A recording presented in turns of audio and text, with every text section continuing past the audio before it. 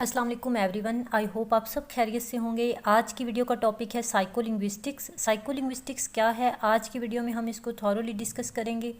Video थोड़ी सी लंबी हो जाएगी लेकिन आप लोगों के लिए काफ़ी ज़्यादा हेल्पफुल है। आज का लेक्चर देखने के बाद आपको साइकोलिंग्विस्टिक्स के बारे में जो भी कन्फ्यूजन्स हैं तमाम आपको अच्छे से क्लियर हो जाएंगी। तो without wasting more time let's start the video. सबसे पहले हमें समझना है कि साइकोलिंग्विस्टिक्स क्या है। साइकोलिंग्विस्टिक्स को साइकोलॉजी ऑफ लैंग्वेज कहा जाता है, ठीक है। साइकोलिंग्विस्टिक्स डील करती है रिलेशनशिप के बीच में कि साइकोलॉजी और लैंग्वेज लर्निंग प्रोसेस के बीच में जो रिलेशनशिप है उसके साथ डील करती है, ठीक है।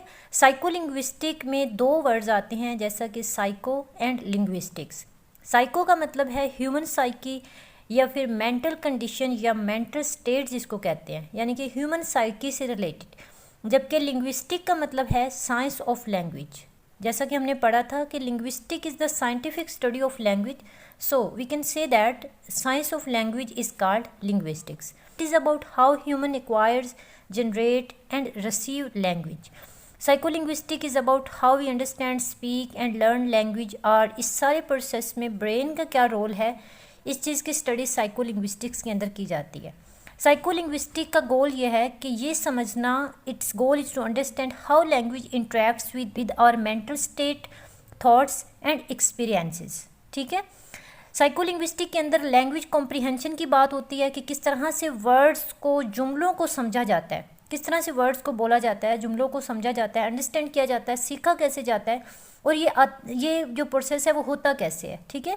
देन लैंग्वेज प्रोडक्शन क्या है, किस तरह से सेंटेंसेस कंस्ट्रक्ट किए जाते हैं, किस तरह से जो थॉट्स हैं उनको वर्ड्स में कन्वर्ट करते हैं। देन लैंग्वेज एक्विजिशन क्या है कि बच्चे किस तरह से लैंग्वेज को सीखते हैं, ठीक है। बच्चों के अंदर ये जो एबिलिटी है लैंग्वेज लर्निंग की, ये किस तरह से डेवलप होती है। Who is the father of psycholinguistics? वैसे तो Noam Chomsky and B.F. Skinner जो हैं ये मोस्ट इंपॉर्टेंट प्रोपोनेंट्स भी हैं, मोस्ट इंपॉर्टेंट नाम हैं साइकोलिंग्विस्टिक थीरी के अंदर, लेकिन ऑफन विल्हम वंडर्ट जो हैं उनको फादर ऑफ साइकोलिंग्विस्टिक कंसिडर किया जाता है। स्टूडेंट, साइकोलिंग्विस्टिक्स के अंदर फर्दर 3 थीरीज आती हैं, behaviourism, cognitivism and mentalism. Behaviourism को डेवलप किया है J.B. Watson and B.F. Skinner ने। कॉग्निटिविज्म बाय जेन पाजे and Lev Vygotsky. Then we have mentalism, it is about innateness by Noam Chomsky. Behaviourism theory के बारे में पढ़ते हैं। बिहेवियरिज्म का से आपको समझ आ रही होगी कि it is about human behaviour, ठीक है, it is about behaviour. B.F. Skinner और J.B. वाटसन ने इस थ्योरी को इंट्रोड्यूस करवाया। मोस्ट इंपॉर्टेंट प्रोपोनेंट हैं B.F. Skinner. B.F. Skinner was a leading psychologist, Harvard professor and proponent of the behaviourist theory of language learning. Behaviourism explains a human behaviour. Behaviourism के according इंसानी behaviour जो है वो environmental factors से influence होता है। Behaviourism theory के अंदर स्किनर ने एक कॉन्सेप्ट इंट्रोड्यूस करवाया विच इज़ पेरेंट कंडीशनिंग का कॉन्सेप्ट। और पेरेंट कंडीशनिंग क्या है? और parent conditioning means process of repeated training, ठीक है। और पेरेंट कंडीशनिंग के अंदर ये देखा जाता है, ओपेरेंट का क्या मतलब है? Operant means willingly applied and not forcefully pressurised by an outsider. खुद से करना, कोई भी एक्शन है वो खुद से लेना, बगैर किसी फोर्स के, बगैर किसी इन्फोर्समेंट के, बगैर किसी प्रेशर के, खुद से विलिंगली उसको करना। तो इसको बिहेवियरिज्म के अंदर अपेरेंट कंडीशनिंग का कॉन्सेप्ट कहा गया। अपेरेंट कंडीशनिंग का मतलब है कि बिहेवियर को रिवार्ड या पनिशमेंट के थ्रू कंट्रोल किया जा सकता है, ठीक है। In this process the learner shows a new behaviour first as a response to a system of reward और punishment and then with the passage of time as an automatic response, ठीक है। तो एक एग्जाम्पल के through समझते हैं कि किस तरह से ह्यूमन बिहेवियर जो है वो एक लैंग्वेज लर्निंग प्रोसेस में रोल प्ले करता है। आपको एक स्क्रीन पे आपको एक एक्सपेरिमेंट नज़र आ रहा है। एक रैट को एक बॉक्स में बंद करते हैं और उस बॉक्स में एक बार भी मौजूद होता है। जब भी रैट बार को प्रेस करता है तो उसे रिवार्ड में खाना मिलता है, ठीक है। अगर चाहे रैट जो है वो बार को एक्सीडेंटली प्रेस करता है, वो इंटेंशनली उसको प्रेस नहीं करता बल्कि एक्सीडेंटली प्रेस करता है, तो प्रेस करने पे उसको खाना मिलता है, यानी कि पॉजिटिव रिस्पॉन्स मिलता है उसको स्टिमुलस करने पे, ठीक है। तो अब जो रैट है वो बार बार उसको प्रेस करता है ताकि उसको खाना मिले। शुरू में उसको थोड़ा डिफ़िकल्ट लगेगा बट विद इन टाइम वो उसमें परफेक्ट होता जाएगा। तो इस सारे प्रोसेस को जो है हम इस तरह से समराइज कर सकते हैं, first stimulus, then response, reinforcement and repetition. Stimulus means sound of bell, sound of bar, response means behaviour that follows the stimulus, and reinforcement is about consequences can be negative और positive. जैसा कि बार को press करने पर rat को अगर खाना मिल रहा है तो इस तरह से भी हो सकता था कि उसको कुछ भी ना मिलता बल्कि उसको उल्टा जो है वो भूखा रखा जाता, तो उसके जो कॉन्सिक्वेंसेज है वो नेगेटिव भी हो सकते थे। Then repetition is about repeating the action, जैसा कि वो कंटिन्यूली प्रेस करता है बार को ताकि उसको खाना मिलता रहे। ठीक है, तो इस तरह से जो बिहेवियर है वो लर्निंग में रोल प्ले करता है। आई होप आपको बिहेवियरिज्म थ्योरी की अच्छे से समझ आई होगी। Next we have cognitivism. Cognitivism theory किस रिलेटेड है? कॉग्निटिविज्म में देखा जाता है how the brain process language. Brain language को प्रोसेस किस तरह से करता है। इट्स मीन कि ह्यूमन माइंड लैंग्वेज को सीखने के लिए क्या रोल प्ले करता है, ये चीज़ स्टडी की जाती है कॉग्निटिविज्म के अंदर। कॉग्निटिविज्म लैंग्वेज और माइंड के दरमियान जो रिलेशनशिप है उसको एग्जामिन करता है। This theory emerged as a response to behaviourism. It focused on the inner mental activities of human beings to understand how people learn. ये ह्यूमन बीइंग्स की जो इनर मेंटल एबिलिटीज़ हैं, एक्टिविटीज़ हैं, उनके ऊपर फोकस करती है कि किस तरह से ह्यूमंस जो हैं वो सीखते हैं। ठीक है, बिहेवियरिज्म के अंदर जो मोस्ट इम्पोर्टेंट पार्ट है वो ये है कि जो बिहेवियरिस्ट हैं वो ह्यूमंस को प्रोग्राम्ड एनिमल्स समझते हैं। ठीक है, अब प्रोग्राम्ड एनिमल्स का क्या मतलब है? मीन्स वो जिनके बिहेवियर या रिएक्शंस जो हैं वो एक ख़ास कंडीशन, एक मखसूस कंडीशंस के ऊपर बेस्ड हो। ठीक है, मीन्स इंसान की जो आदत होती हैं, जो उसका रद्द अमल होता है, जो उसकी रिएक्शंस होते हैं वो इन्वायरमेंट पे बेस्ड होते हैं, तो उसको हम प्रोग्राम्ड एनिमल्स कहते हैं। जबकि जो कॉग्निटिविस्ट हैं रैशनल बीइंग्स कहते हैं।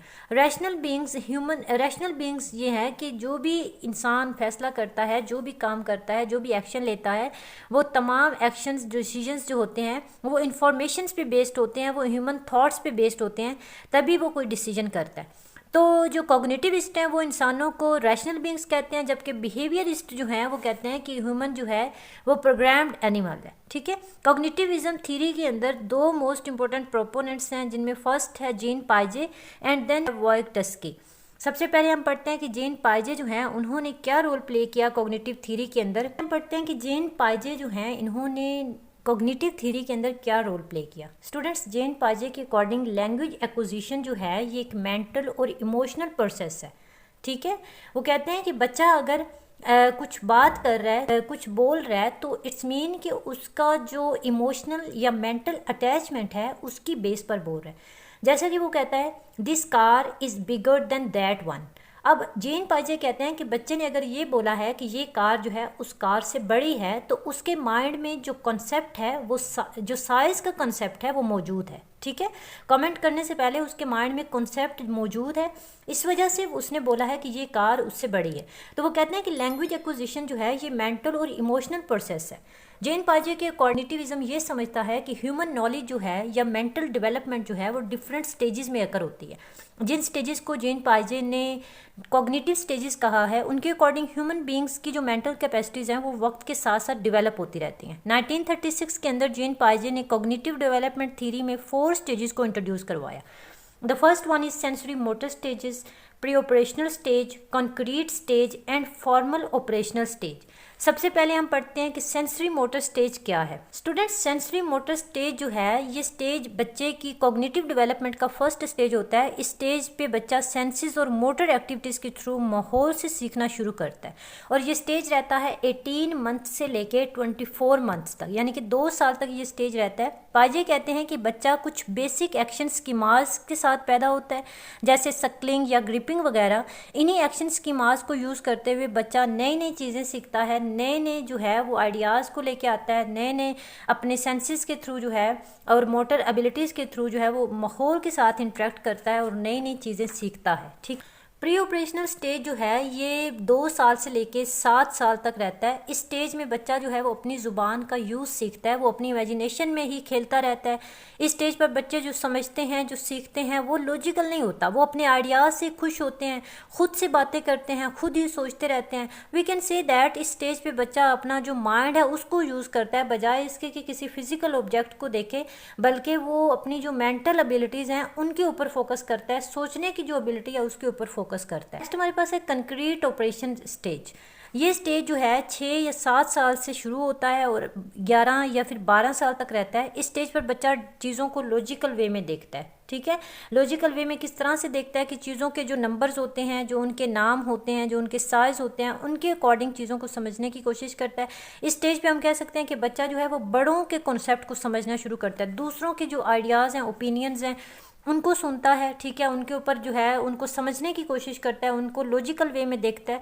तो इस स्टेज के अंदर जो बच्चा है वो चीज़ों को लॉजिकल वे में समझने की कोशिश करता है। फॉर्मल ऑपरेशन स्टेज जो है ये स्टार्ट होता है 11 और 12 की एज से और 15 साल तक रहता है। ठीक है, इस स्टेज पे बच्चे के अंदर नई नई एबिलिटीज़ डेवलप होती हैं। वी कैन से दैट बच्चा इस स्टेज पे मिच्योर हो रहा होता है, वो चीज़ों को ज़्यादा लॉजिकल वे में समझता है, ज़्यादा चीज़ों को एक्सप्लोर करता है, खुद से और बड़ों से पूछता है, नई नई चीज़ें दरियाफ्त करता है। A child is able to use language fully by the end of this stage and is able to provide reasons logically. ठीक है, अगर कोई वो बात कर रहा है तो उस बात के साथ रीजंस को बताएगा। ठीक है, this stage is marked with the child thinking and communicating. इस स्टेज पे देखा जाता है कि बच्चा जो है वो नई चीज़ों को सीखता है, मिच्योर हो रहा होता है, लॉजिकल वे में चीज़ों को अंडरस्टैंड कर रहा होता है और उनको रिस्पॉन्स कर रहा होता है। हम कह सकते हैं कि ये जो स्टेज होता है इसको लिंग्विस्टिक मैच्योरेशन स्टेज भी कहा जाता है। ठीक है, तो आई होप आपको ये चारों स्टेजेस जो हैं वो अच्छे से समझ आए होंगे कि एक्चुअली बच्चा जो लैंग्वेज को सीखता है, उसकी मेंटल एक्टिविटीज़, उसकी मेंटल डेवलपमेंट किस तरह से होती है, ह्यूमन नॉलेज जो है वो किस तरह से बढ़ता जाता है। Vygotsky was of the view that language was a system of symbolic representation which had been perfected over many generations. Vygotsky के अकॉर्डिंग कॉग्निटिविज्म क्या है? कॉग्निटिविज्म वो कहते हैं कि कॉग्निटिव डेवलपमेंट के सोशल और कल्चरल एस्पेक्ट्स पे फोकस करती है। किस पे फोकस करती है? कॉग्निटिव डेवलपमेंट जो है बच्चे की उसके सोशल और कल्चरल एस्पेक्ट पे फोकस करती है। लेविटस्की की थ्योरी जो है इसको सोशियो कल्चरल थ्योरी भी कहते हैं। लेविटस्की ने लैंग्वेज को 3 कैटेगरीज में डिवाइड किया है। ठीक है, first one is social, egocentric and inner. Social means दूसरों के साथ इंटरेक्ट करना, दूसरों के साथ कम्युनिकेट करना। ईगोसेंट्रिक मीन्स अपने एक्सपीरियंस पर बेस्ड लैंग्वेज को सीखना, अपनी खुद से स्ट्रगल करना, खुद से एक्सपीरियंस करना। तो इस प्रोसेस को जो है ईगोसेंट्रिक कहा जाता है। उसके अलावा इनर का जो एक कैटेगरी है, इसमें बच्चा खुद से सीखता है, खुद से चीज़ों को एनालाइज करता है, खुद से अपना जो उसका एक एक्सपीरियंस होता है उसको देखता है। ठीक है, अपने आप से बात करता है, अपना जो माइंड है, अपना दिल है उसकी सुनता है। ठीक है, उसके अलावा वेक्टस्की जो है उन्होंने कॉग्निटिव थ्योरी के अंदर कुछ कॉन्सेप्ट्स को शेयर किया, जैसा कि first one is origin of thoughts and language. Vygotsky ने इस थ्योरी के अंदर जो है वो थॉट और स्पीच को डिस्क्राइब किया है। वो कहते हैं कि थॉट्स और स्पीच जो हैं ये डिफरेंट रूट्स रखते हैं। थॉट्स जो होते हैं वो नॉन वर्बल होते हैं और स्पीच जो है वो नॉन इंटेलेक्चुअल होती है। कब ये नॉन इंटेलेक्चुअल और नॉन वर्बल होते हैं? जब बच्चा ज़बान को सीखने के अर्ली स्टेजेस पर होता है। ठीक है, जब वो लैंग्वेज को बिल्कुल सीख रहा होता है तो उसके जो ख्यालात होते हैं वो नॉन वर्बल होते हैं, जो वो बता नहीं सकता, और जो उसकी स्पीच होती है वो नॉन इंटेलेक्चुअल होती है। वेक्टस्की के अकॉर्डिंग थॉट्स और लैंग्वेज आर नॉट पैरेलल। ठीक है, ये दोनों एक दूसरे से क्रॉस करते रहते हैं। बच्चा जो है वो विद इन टाइम चीज़ों को सीखता रहता है, गलत ठीक। ठीक है, तो इस तरह से वो एक दूसरे को क्रॉस करते करते उसके जो थॉट्स होते हैं वो वर्बल हो जाते हैं और उसकी जो स्पीच होती है वो लॉजिकल हो जाती है। Words meaning and concept formation.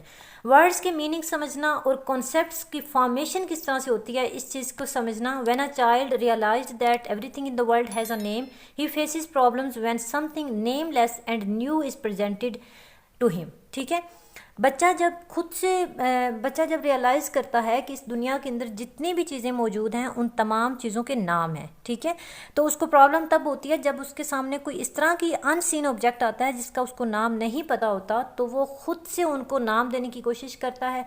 और जब कोई भी उसको फॉर्म समझ में नहीं आती, कोई भी नया ऑब्जेक्ट जो है उसके लिए अनसीन जो होता है उसको नाम नहीं दे पाता, तो वो बड़ों से पूछता है। इस तरह से अर्ली वर्ड मीनिंग जो है बच्चे के माइंड में कॉन्सेप्ट फॉर्मेशन का काम करते हैं। Zone zone of proximal development क्या है? इसको ZPD भी कहा जाता है, ZPD कॉन्सेप्ट भी कहा जाता है। वेक्टस्की के अकॉर्डिंग इस कॉन्सेप्ट में ये देखा जाता है कि बच्चा खुद इंडिपेंडेंटली क्या सीख रहा है और बड़ों की सपोर्ट से और गाइडलाइन से क्या सीखता है। ठीक है, इस जोन में बच्चा जो है वो ज़्यादा इफेक्टिवली चीज़ों को समझता है, ज़्यादा चैलेंजेस को फेस करता है, खुद से सोल्व करने की कोशिश करता है। अगर वो खुद इस काबिल नहीं होता तो वो बड़ों से हेल्प लेता है, गाइडलाइंस लेता है, सपोर्ट लेता है। एट द एंड वो अचीव करता है जो वो अचीव करना चाहता है। ठीक है, तो जोन ऑफ प्रोक्सिमल डेवलपमेंट जो है ये भी बच्चे की कॉग्निटिव डेवलपमेंट के लिए बहुत ज़्यादा ज़रूरी है। थ्योरी ऑफ मेंटलिज्म या फिर इनेटनेस। इनेटनेस का क्या मतलब है? इनेटनेस का मतलब है नेचुरली हमारे अंदर जो एबिलिटीज़ मौजूद होती हैं उसको हम कहते हैं इनेटनेस। इनेटनेस थ्योरी जो है इसको इनेटिस्ट थ्योरी भी कहते हैं, नेटिविस्ट थ्योरी भी कहते हैं, रैशनलिस्ट एंड मेंटलिस्ट थ्योरी भी कहा जाता है। स्टूडेंट्स, थ्योरी ऑफ इनेट जो है इसको नॉम चॉम्स्की ने 1959 में डेवलप किया। This theory emerged as a reaction against behaviourist language learning theory. Noam Chomsky कहते हैं कि लैंग्वेज जो है ये एक इनेट फैकल्टी है। नॉम चॉम्स्की कहते हैं कि जो भी बच्चा जब भी पैदा होता है तो वो इस एबिलिटी के साथ पैदा होता है कि हमारे माइंड में ये चीज़ मौजूद होती है कि हम किसी भी लैंग्वेज को या किसी भी चीज़ को किस तरह से सीख सकते हैं। ठीक है, नॉम चॉम्स्की के अकॉर्डिंग बच्चा जब पैदा होता है तो उसके अंदर लैंग्वेज लर्निंग फैकल्टी ऑलरेडी मौजूद होती है, यानी कि नॉम चॉम्स्की लैंग्वेज लर्निंग को इनेट कहते हैं। Innate means children born with ability to acquire knowledge. ठीक है, इस थ्योरी के अकॉर्डिंग लैंग्वेज सीखने का जो अमल है वो बच्चे के अंदर बायोलॉजिकली मौजूद होता है। नेचुरली ये एबिलिटी इंसान में मौजूद होती है जिसे Noam Chomsky language acquisition device कहते हैं। ठीक है, लैंग्वेज एक्विजिशन डिवाइस क्या है? Language acquisition device enables an infant to acquire and produce language means human mind में इनहेरेंट एस्पेक्ट्स मौजूद होते हैं जो स्पेसिफिक ग्रामर स्ट्रक्चर में प्रोग्राम्ड होते हैं। यानी कि अगर बच्चे के जो वालिदैन हैं वो उर्दू बोलते हैं तो बच्चा भी उर्दू ज़ुबान बोलेगा। बच्चे के दिमाग के अंदर जो बेसिक उर्दू ज़ुबान की ग्रामर है वो मौजूद होगी। ठीक है, नॉम चॉम्स्की इन रूल्स को unconscious rules in child's mind कहते हैं। मीन्स कि बच्चा किस तरह से जो है उन रूल्स को यूज़ करता है। जैसे कि अगर कोई बच्चा कहता है I have done my work, ठीक है, अगर कोई 4 या 5 साल का बच्चा है वो कहता है I have done my work, तो वो ये सेंटेंस इसलिए बोल रहा है क्योंकि उसके माइंड में मेंटल ग्रामर मौजूद है which enables him to form present perfect structure. ठीक है, तो इस वजह से वो कहता है I have done my work, मैंने अपना काम कर लिया है। ठीक है, आई होप आपको लैंग्वेज एक्विजिशन डिवाइस की और थ्योरी ऑफ इनेटनेस की अच्छे से समझ आई होगी। अब हम एक टेबल के थ्रू भी समझते हैं कि लैंग्वेज लर्निंग का प्रोसेस जो है वो किस तरह से प्रोसेस करता है। ठीक है, language is an innate ability means humans are born with an inherent ability to learn and use language. Mentalist approach के अकॉर्डिंग ये एबिलिटी जो है ये इंसान के अंदर बायोलॉजिकली मौजूद होती है। Then we have input means exposure, person has to language through hearing and reading. बच्चा जो सुनेगा वही बोलेगा, जिस माहौल में रहेगा, जिस तरह के एटीट्यूड, जिस तरह के बिहेवियर को देखेगा सेम वही बिहेवियर अपनाएगा। ठीक है, उसके बाद आता है language acquisition device means innate mental framework that help children to understand and generate language. Then output, LAD के बाद आता है output, results of language learning process. We can say that it is language that individual produces or uses. फिर आती है हमारे पास mental grammar. Mental grammar में internalised set of rules आते हैं और स्ट्रक्चर आते हैं जो कि एक इंडिविजुअल जो है वो लैंग्वेज को जनरेट करने के लिए यूज़ करता है। उसके बाद on rules means personal rules आते हैं, पैटर्न्स आते हैं जो कि एक इंडिविजुअल जो है वो अपनी मेंटल ग्रामर की बेस पर डेवलप करता है। उसके बाद आते हैं grammatical sentences. This is final output, sentences that are grammatically correct according to individual understanding and application of their mental grammatical rules. ठीक है, तो ये तमाम चीज़ें जो हैं ये लैंग्वेज लर्निंग में बहुत अहम रोल प्ले करती हैं। आई होप आपको इस टेबल से जो है वो लैंग्वेज लर्निंग प्रोसेस की अच्छे से समझ आई होगी। इसी के साथ ही आज की वीडियो ख़त्म होती है। वीडियो अच्छी लगी तो वीडियो को लाइक कर दें, दोस्तों के साथ शेयर कर दें, चैनल को लाजमी सब्सक्राइब कर लेना, बेल आइकन का बटन दबा लेना ताकि जो भी वीडियो अपलोड हो आप लोगों को नोटिफिकेशन मिल जाए। अपना के ख्याल, मिलते हैं नेक्स्ट वीडियो में। अल्लाह हाफिज़।